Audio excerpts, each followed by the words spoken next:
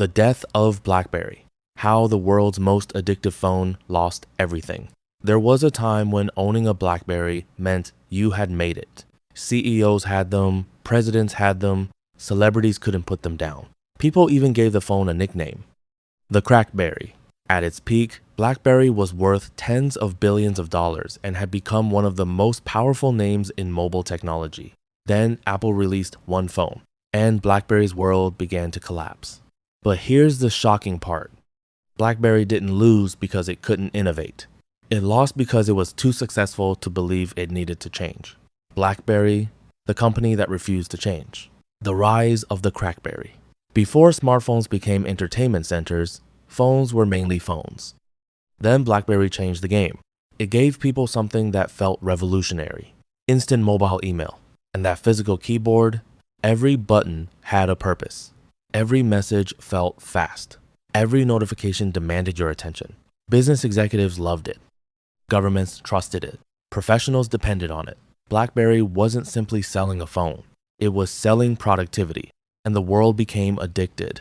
The nickname Crackberry wasn't just a joke. People genuinely struggled to put the thing down.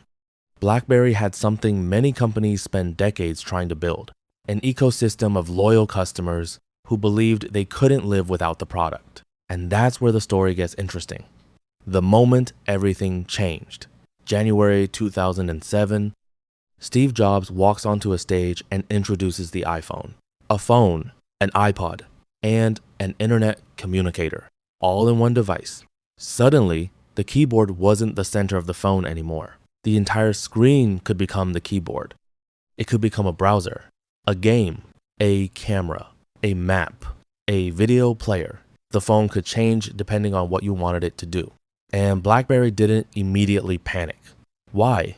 Because its leaders believed they understood their customers. Their customers were professionals. Professionals needed email. Professionals needed security. Professionals needed physical keyboards. So why would they want an iPhone? That assumption would become one of the most expensive mistakes in technology history. The 3 deadly mistakes. Mistake has on confusing your current customer with your future customer. BlackBerry was extremely good at serving the people who already loved BlackBerry. But technology wasn't waiting for them. The smartphone was becoming more than a business tool. It was becoming a personal computer in your pocket. Music, photos, games, social media, video, apps. BlackBerry was looking at what people wanted yesterday.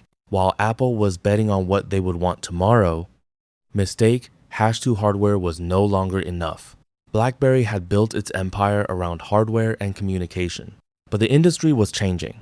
The real battle wasn't going to be who makes the best phone. It was becoming who controls the best experience. Apps became the battlefield. Developers became incredibly important. And suddenly, a beautiful touchscreen with thousands of applications could be more valuable than the world's best physical keyboard. Mistake #3. They moved too slowly. This may have been the most dangerous mistake of all. BlackBerry knew the competition was coming. But knowing something is coming and moving fast enough to stop it are two completely different things. While BlackBerry protected the business that had made it successful, competitors were building the business that would replace it. And every year, they waited. The gap became harder to close. The collapse. Then came the consequences. BlackBerry's dominance began disappearing. Consumers moved to iPhone and Android. Developers moved with them.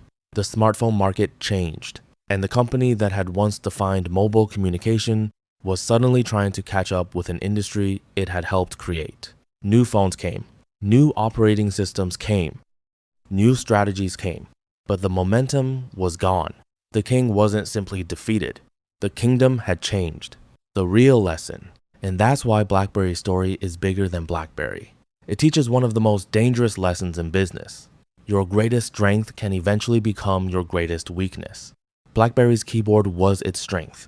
Its security was its strength. Its loyal business customers were its strength. But when the market changed, those same strengths became things the company was afraid to abandon. Success made change feel unnecessary. And that's the trap. BlackBerry didn't disappear because people suddenly hated BlackBerry. The world simply stopped needing the thing BlackBerry was best at.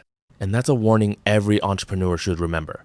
Don't become so good at yesterday's game that you fail to notice tomorrow's game has already started. Because your competitor doesn't always have to destroy your business. Sometimes all they have to do is change the game. Do you think BlackBerry could have survived if it had embraced the iPhone era earlier?